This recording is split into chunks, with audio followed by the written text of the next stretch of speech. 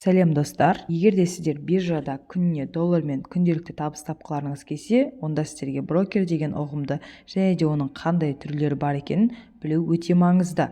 Мен бүгінгі видеода сіздерге дәл сол туралы айтатын боламын. Брокердің бірнеше түрі бар.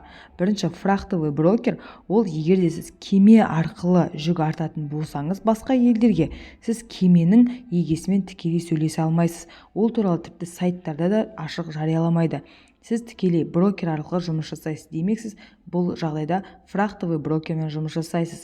Страховой брокер, яғни сақтандырушы брокер. Сіз мүлкіңізді немесе тағы да басқа заттарды сақтандыру қажет болса, онда сіз страховой брокермен жұмыс жасайсыз. Енді таможенный брокер дегеніміз кім? Кеден брокері дегеніміз кім деген сұраққа жауап беретін боламын. Ол бізде тауарды шекарадан өткізуге көмектеседі.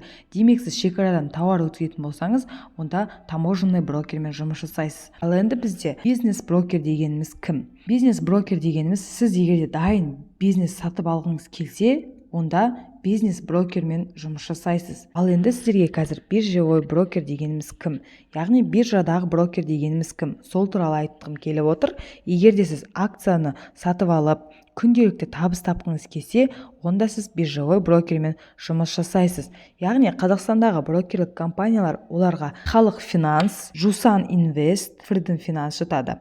Ал американдық брокерлерге Interactive Brokers, Ameritrade, Forex жатады. Яғни сіз өзіңізге сенімді керекті брокерді таңдап алып, сол арқылы жұмыс жасайсыз. Достар, егер де сіздерге осы видео пайдалы болған болса, онда трейдинг туралы қазақ тілді арналарының дамуына үлесіңізді қосып, менің каналыма подписка жасап, лайк басып, комментарий жаза кетіңіз.